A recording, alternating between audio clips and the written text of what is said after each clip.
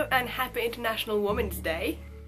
Today I thought we would talk a bit about female-led publishers, because personally I don't know much about this and I have decided to explore them more this year, and also I just want to take some time to give a shout out to celebrate these presses, publishers, whatever you like to call them. I tend to only read books from the big 5 publishers here in the UK, or their imprints, imprint being a sort of branch publisher that's owned by one of the big 5, and I just want to explore the world of both independent publishing and feminist publishing a bit more, because some of these are owned by the big 5, but that's fine. I also want to say that I don't necessarily know much about these publishers. I've found all the information online, even Wikipedia at one point, and my goal is to get to know their authors more this year.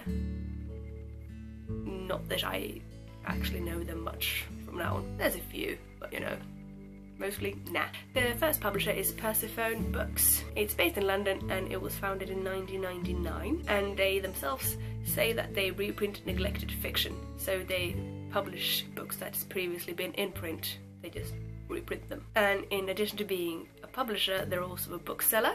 So you can buy their books online, you can buy their books in independent shops, you can have your independent bookshop order in their books, and their books has an already set price.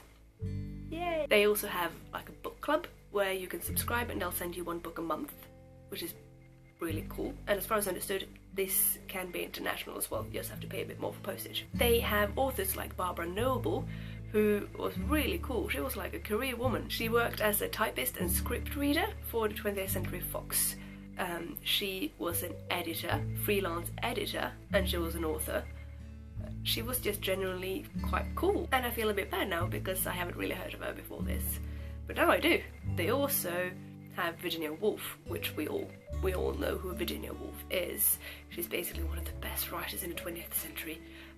I adore Virginia Woolf, and Virginia Woolf even started her own publishing company, Hogarth Press, with her husband. Then we go to the next publisher, which is the publisher that I know the best, Virago. They are owned by Hachette now, which is a huge publishing group, but Virago get to do their own little bit. They were founded in 1973, and their aims is to publish books primarily written by women, but they also publish books written by men that has feminist themes. And they have authors like Margaret Atwood, Maya Angelou, and H.G. Wells, just to name a few. But this is probably the publishing house or imprint that's the most famous of those that I'm mentioning tonight.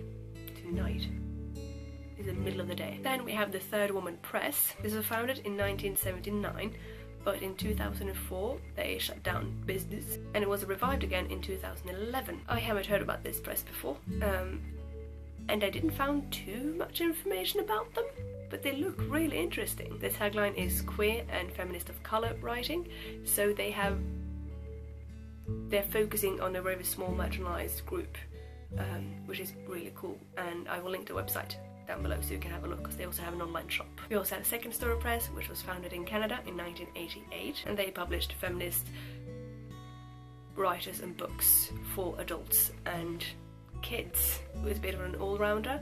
Also have to admit, didn't know much about them or their authors, but I'm learning. And then lastly we have Linen Press, which is a press that I know based on the logo. So, branding.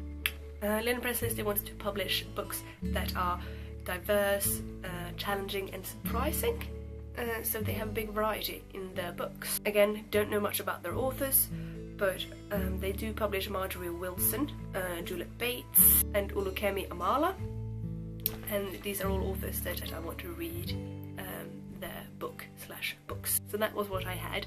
If you have any other publishing houses for me, please let me know. This is very heavily focused on the UK, a bit of US and Canada, very much focused on that. So if you know any from around the world, that would be awesome and I can check them out. Other than that, I wish you a happy Women's Day, no matter what gender you are, and I will see you again very soon.